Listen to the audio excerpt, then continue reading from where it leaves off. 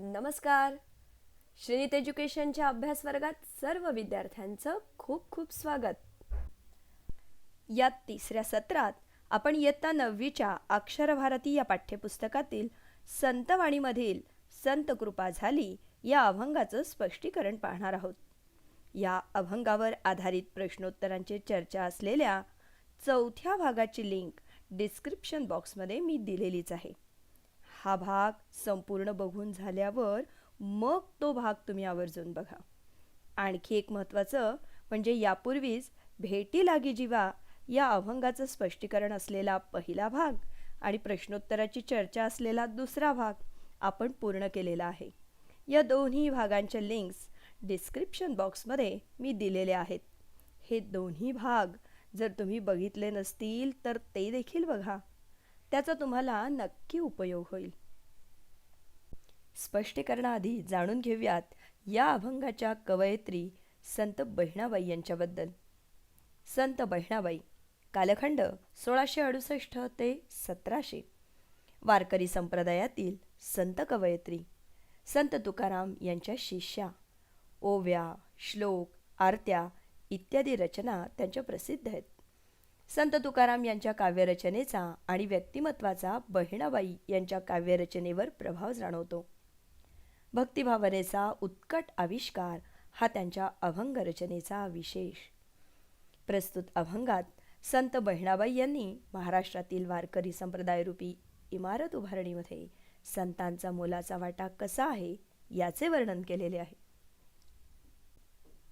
संत कृपा झाली. संत कृपा झाली, इमारत फळा आली. ज्ञानदेवे रचिला पाया, उभारिले देवालया. नामा तयाचा किंकर, तेणे रचिले ते आवार. जनार्दन एकनाथ, खांब दिधला भागवत. तुका झालासे कळस, तुका झालासे कळस, भजन करा सावकाश. बहिणी म्हणे फडकती ध्वजा, निरूपणा केले बोजा, निरूपणा केले बोजा. आता या अभंगाचं स्पष्टीकरण बघूयात. या अभंगात रूपक अलंकाराचं उदाहरण आपल्याला पाहायला मिळतं. वारकरी संप्रदाय म्हणजे जणू मंदिराची इमारत आहे अशी कल्पना या अभंगामध्ये संत बहिणाबाईंनी केलेली दिसते. या इमारतीच्या उभारणीमध्ये संतांनी कोणकोणतं कार्य केलं त्याचं रूपकात्मक वर्णन अतिशय सुंदर शब्दांमध्ये आपल्याला या अभंगात पाहायला मिळतं.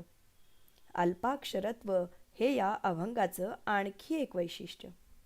संत कृपा झाली, इमारत फळा आली. या पहिल्या चरणाचा अर्थ बघूयात. संतांच्या कृपेमुळे वारकरी संप्रदायरूपी या मंदिराची उभारणी झाली आणि या देवालयाची इमारत पूर्ण झाली, यशस्वी झाली, फलद्रूप झाली असं वर्णन इथं आपल्याला पहिल्या चरणामध्ये दिसतं. दुसऱ्या चरणामध्ये ज्ञानेश्वरांनी केलेल्या वारकरी संप्रदायाच्या स्थापनेचा उल्लेख किती सुंदर पद्धतीने केलाय बघा. ज्ञानदेवे रचिला पाया, उभारिले देवालया. या ओळीमध्ये बहिणाबाई म्हणतात, संत ज्ञानेश्वरांनी या मंदिराचा पाया रचला. हे मंदिर कशाचं तर वारकरी संप्रदायाचं. आपल्याला सर्वांना माहितीच आहे की ज्ञानेश्वरांनी या वारकरी संप्रदायाची जी स्थापना केली त्याला जे तात्विक अधिष्ठान दिलं त्यामुळे आज 800 वर्षांपेक्षा अधिक काळ होऊन देखील वारकरी संप्रदायाचं काम उत्तमपणाने चालू आहे. पुढच्या ओळीमध्ये नामा तयाचा किंकर, तेणे रचिले ते आवार असा उल्लेख बहिणाबाई करतात. यात किंकर असा शब्द आलाय. किंकर म्हणजे दास. नामा म्हणजेच नामदेव महाराज हे या देवालयाचे दास बनले, सेवक बनले आणि त्यांनी हे सारं आवार वाढवलं, आवार विस्तारलं, या संप्रदायाचा प्रचार प्रसार दूरवर केला असा उल्लेख आपल्याला इथे या ओळीमध्ये जाणवतो. आता याच्यासाठी आपल्याला एक इतिहासातला संदर्भ घ्यावा लागेल. नामदेव महाराजांनी आवार विस्तारलं, आवार रचलं याचाच अर्थ महाराष्ट्रातून वारकरी संप्रदायाचा प्रचार प्रसार त्यांनी पंजाबपर्यंत नेला. त्यावेळेला या पंजाब प्रांतात सुद्धा नामदेव महाराजांनी ही भगवी पताका नेली. नामदेव महाराजांनी लिहिलेल्या काही अभंगांचा समावेश गुरुग्रंथ साहेब या पवित्र ग्रंथात सुद्धा आपल्याला आढळतो. त्यामुळे वारकरी संप्रदायाचा आवार रचण्याचं, प्रचार प्रसार करण्याचं मुख्य काम नामदेव महाराजांनी केलं असं म्हटलं जातं. पुढच्या ओळीमध्ये जनार्दन एकनाथ खांब दिधला भागवत असा उल्लेख आपल्याला दिसतो. जनार्दन एकनाथ म्हणजेच एकनाथ महाराज आपल्या सर्वांना माहितीच आहेत. एकनाथ महाराजांची ही नाममुद्रा आहे. त्यात ते स्वतःला जनार्दन स्वामींचा शिष्य म्हणवून घेतात. या ठिकाणी बहिणाबाईंनी सुद्धा त्यांचा उल्लेख करताना त्यांच्या गुरूंचं जनार्दन स्वामींचं नाव आधी घेतलंय आणि मग एकनाथ महाराजांचा उल्लेख आलाय. एकनाथ महाराजांनी वारकरी संप्रदायात केलेलं काम इतकं भक्कम आणि मोठं आहे की त्यामुळे वारकरी संप्रदायाला मोठा भक्कम आधार मिळाला.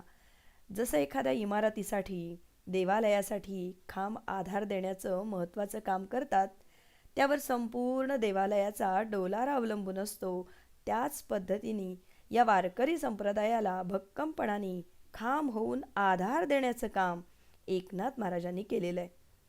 पुढच्या ओळीमध्ये तुका झालासे कळस, भजन करा सावकाश असं बहिणाबाई म्हणतात.